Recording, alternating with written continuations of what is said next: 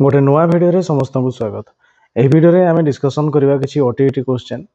यही सेक्शन में आम सोशल साइंस किसी क्वेश्चन डिस्कसन करवा जहाँकि पेपर 1 और पेपर 2 उभय रहिबो। तो एथिरे भी देखिबा स्वतंत्र जो स्पेशल ओटीईटी जो रही जहाँकि आम इन सर्विस टीचर मानक हेल्पफुल हेबो। तो जो मैंने इन सर्विस रे अछंती एवं ओटीईटी एग्जाम क्वालिफाई करने आशायी अच्छा क्वेश्चन गुड़िक हेल्पफुल। तो किसी सिलेक्टिव क्वेश्चन देखा और से क्वेश्चन आंसर कौन हम से गुड़िक डिस्कसन करवा। तो प्रथम क्वेश्चन हूँ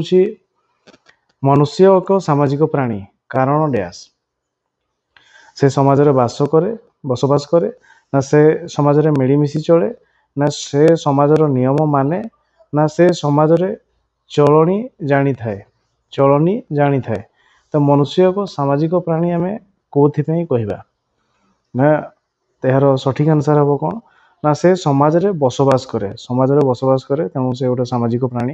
यार ऑप्शन ए हो राइट आंसर। तापर 2 नंबर शिशु को सुनागरिक भाव गढ़ी तोलिया कहार भूमिका गुरुत्वपूर्ण पितामाता ना विद्यालय ना समाज ना सांगसाथी। तेबे एठी हमर कहिछि शिशु को सुनागरिक गढ़ी तोलिया तो समाज तो हेबो किंतु समाज रु आमर विद्यालय भूमिका गुरुत्वपूर्ण कारण से भल कौन मंद कौन जानी समाज रे से बहुत जिनस देखिबो भल भी देखिबो भल मंद भी देखिबो किंतु विद्यालय होछि गोटे एमिति अनुष्ठान से भल कौन खराब कौन ताकू चिन्हैबो एवं सेथिरु जोड़ा भल सेटा ग्रहण करिया पय विद्यालय ही गोटे माध्यम जोटा कि से आम शिशु को जोगे देवा जमती कि से गोटे सुनागरिक भाव में गढ़ी हे से निजे। तेणु ऑप्शन बी अधिक युक्तियुक्त तेणु ऑप्शन बी हो राइट आंसर। यापर 3 नंबर सामाजिक अनुष्ठान शिशु केउ उपाय अभिज्ञता हासिल करे औपचारिक ना अनौपचारिक ना अनुष्ठानिक ना उपरोक्त समस्त। तेबे सामाजिक अनुष्ठान शिशु केउ उपाय अभिज्ञता हासिल करे ना से अनौपचारिक भाव माने इनडायरेक्टली से गुड़ा को अभिज्ञता हासिल करे अनौपचारिक ऑप्शन बी हो राइट आंसर। यापर 4 नंबर परिवेश अध्ययन केउ श्रेणी रे पढ़ा जाए सप्तम श्रेणी ना षष्ठ श्रेणी ना पंचम श्रेणी ना द्वितीय श्रेणी। तो परिवेश अध्ययन आम छोट छुआ को छोट बड़ू आम शिक्षा दे था द्वितीय श्रेणी बेलू सी पाई जाए प्रथम श्रेणी भी सी पाई था किंतु डायरेक्ट आम द्वितीय श्रेणी ऑप्शन अच्छी ऑप्शन डी हो राइट आंसर। यापर 5 नंबर तृतीय श्रेणी ठारू उपर श्रेणी मानकर सामाजिक विज्ञान केतोटी भाग थाए तृतीय श्रेणी उपर श्रेणी मानकर सामाजिक विज्ञान केतोटी भाग थाए 5टी ना 4टी ना 6टी ना 2टी। तेबे तृतीय श्रेणी जदि आम उपर श्रेणी को जीवा तेबे सामाजिक विज्ञान केतोटी भाग ना 4टी भाग इतिहास 2टा इतिहास और आम राजनीति विज्ञान भूगोल और अर्थनीति 4टी भाग रहिबो तेणु ऑप्शन बी हो राइट आंसर। यापर 6 नंबर सामाजिक विज्ञान 3 भाग विषय वस्तुटी कौन इतिहास ना भूगोल ना राजनीति विज्ञान ना अर्थशास्त्र। तेज इतिहास सामाजिक विज्ञान 3 नंबर विषय वस्तुटी कौन तेज 3 नंबर विषय वस्तुटी कौन हो ना राजनीति विज्ञान ऑप्शन सी हो राइट आंसर।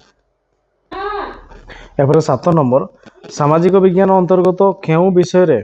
अतीत घटनावलीर सूचना मिले भूगोल रे ना राजनीति विज्ञान रे ना अर्थशास्त्र रे ना इतिहास रे। तेबे सामाजिक विज्ञान को सेक्शन रे आमे अतीतर घटना गुडी को जानिबा तो घटना गुडी को कौन इतिहास रे आमे जानिबा इतिहास रे अतीतर घटना युद्ध राजा महाराजा मानक संपर्कित कार्यकलाप सब रही थाए ऑप्शन डी हो राइट आंसर। यापर 8 नंबर सामाजिक विज्ञान अंतर्गत विषय गुड़िक होउछि भूगोल इतिहास गणित साहित्य ना इतिहास राजनीति विज्ञान इंग्रजी साहित्य ना भूगोल इतिहास राजनीति विज्ञान अर्थशास्त्र ना राजनीति विज्ञान इतिहास भूगोल साहित्य। तेज सामाजिक विज्ञान रे कौन हम ना गणित नहीं गणित कथा आसब नहीं इंग्राजी आसब नहीं और साहित्य कथा आसब नहीं कौन रहिबो भूगोल अच्छी भूगोल सहित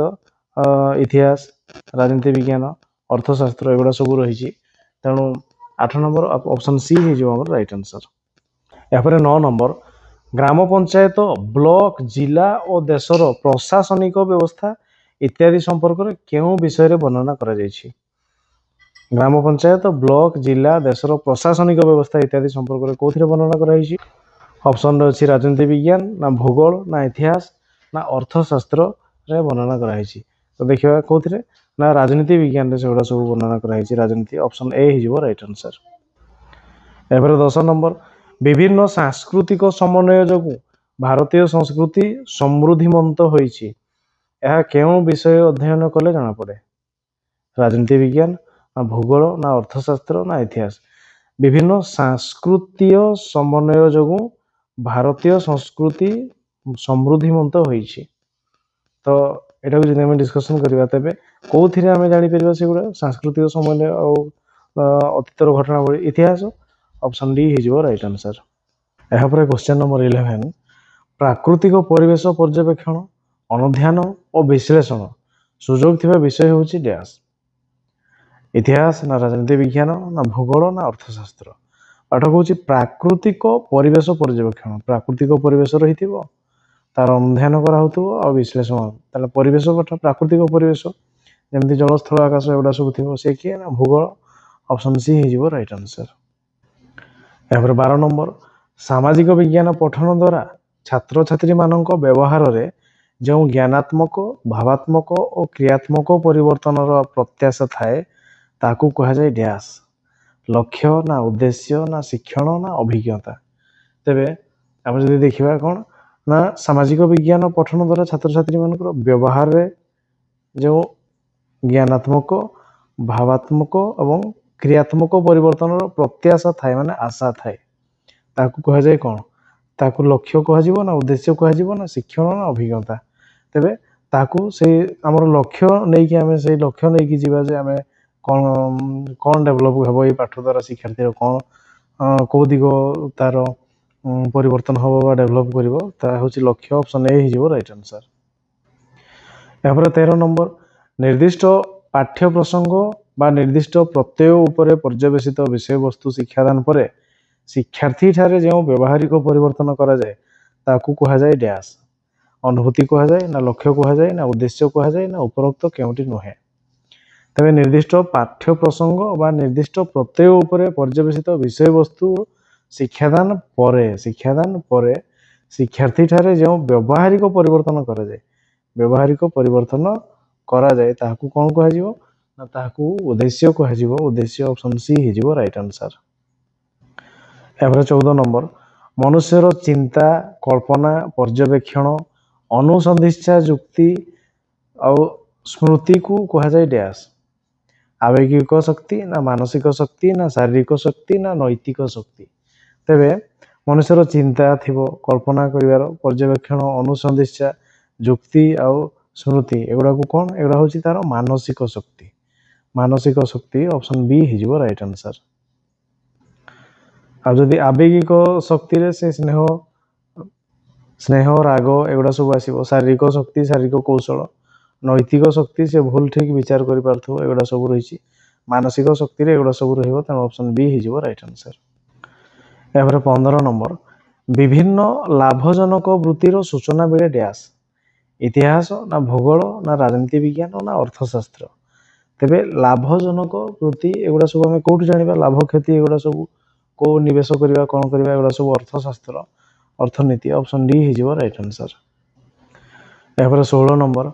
पिला माने ऐतिहासिक स्थान परिभ्रमण करी पाउथिबा अनुभूति होची कौन परोक्ष ना प्रत्यक्ष ना उभय भी ना केउटी नुह तेबे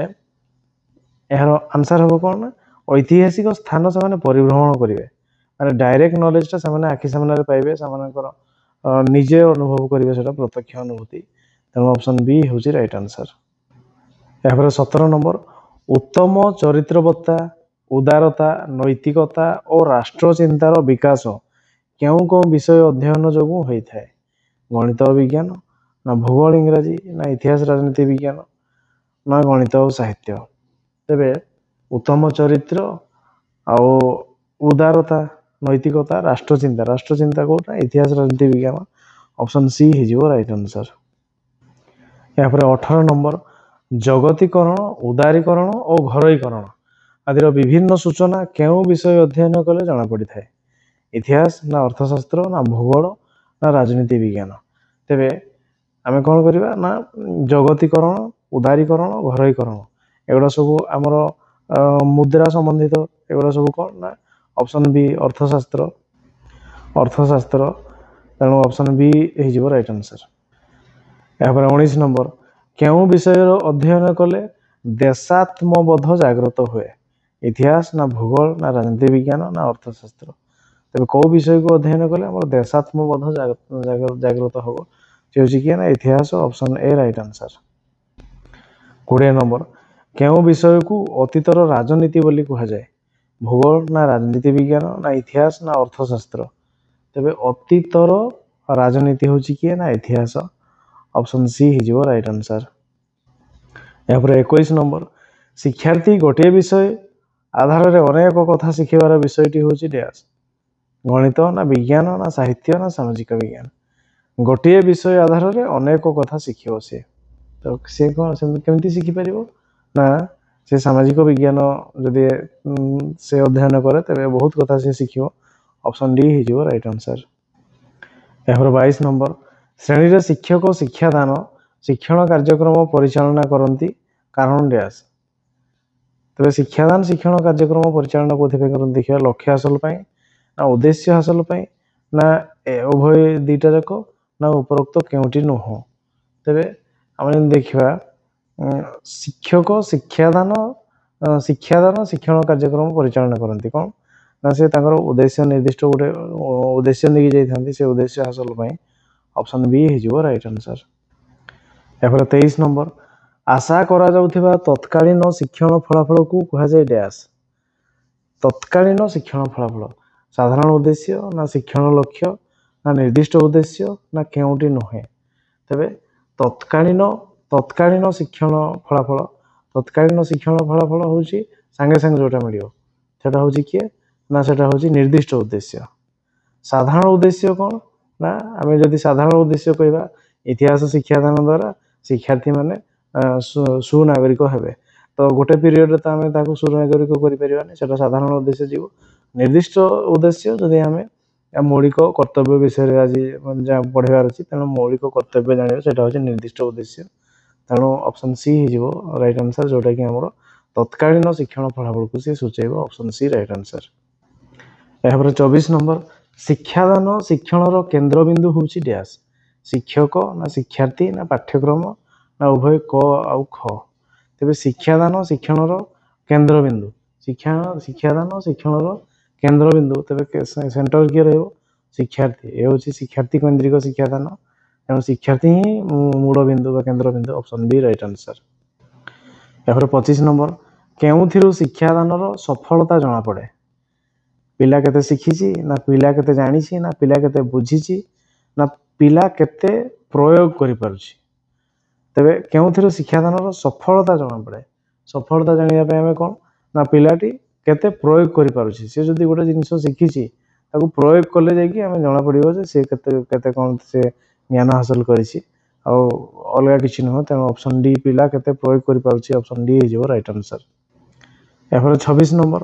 पाठ्य विषय शिक्षादान सामग्रिक उद्देश्य हूँ डैश अभिज्ञता ना शिक्षण लक्ष्य ना व्यवहार परिवर्तन ना उपरोक्त केउटी नुहे तेरे पाठ्य विषय शिक्षादान सामग्रिक उद्देश्य ताहले कौन ना सी हो कौन ना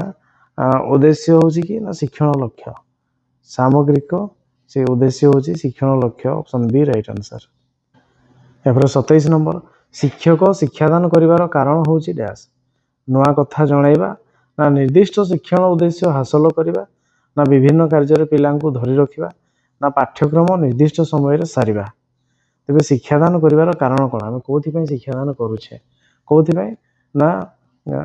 निर्दिष्ट शिक्षण उद्देश्य हासिल करवा माने गोटे निर्दिष्ट उद्देश्य नहीं कि आम क्लासरूम को जाऊे से क्लासरूम रे से उद्देश्य हासिल करने आम विभिन्न कार्यकलाप करुचे तेणु ऑप्शन बी निर्दिष्ट उद्देश्य हासिल करने आम शिक्षादान करुचे ऑप्शन बी हो राइट आंसर। यापर 28 नंबर एक निर्दिष्ट प्रसंग शिक्षादान पर हासिल होता है कौन कौन हासिल होता है साधारण उद्देश्य ना निर्दिष्ट उद्देश्य ना उभय ए भी ना केउटी नुहे निर्दिष्ट प्रसंग शिक्षादान गोटे पीरियड नुहे गोटे प्रसंग शिक्षादान पर आमर कौन हासिल होता है ना शिक्षादान पर आमर गोटे निर्दिष्ट किसी उद्देश्य थाए से उद्देश्य गुड़ा आमर हासिल होता है। Option B right answer. यहाँ 29 नंबर निर्दिष्ट उद्देश्य होउछि प्रसंग अंतर्गत शिक्षण बिंदु ना प्रसंग अंतर्गत विभिन्न घटना ना प्रसंग अंतर्गत विभिन्न वर्णना ना केउंटी नुह। तेबे निर्दिष्ट उद्देश्य कौन ना सी होउछि प्रसंग अंतर्गत शिक्षण बिंदु कौन कौ पॉइंट गुड़ा आम अधिक धरिबा से गुड़ा को आम चेष्टा करवा जणाइबा प्रसंग अंतर्गत शिक्षण बिंदु ऑप्शन ए हो राइट आंसर। या 30 नंबर समय रेखार अशोक सिंहासन आरोहण और कलिंग युद्धर समय को दर्शाइबे यही उक्ति क्यों उद्देश्य सहित संपर्कित। ताले सिंहासन आरोहण और कलिंग युद्ध समय को से दर्शाइबे चिन्हैबे साधारण उद्देश्य ना निर्दिष्ट उद्देश्य ना उभय क ख ना शिक्षण लक्ष्य। तेबे से कलिंग युद्ध एवं सिंहासन आरोहण को दर्शाइबे ताहा होछि कोन ताहा होछि निर्दिष्ट उद्देश्य ऑप्शन बी होछि राइट आंसर।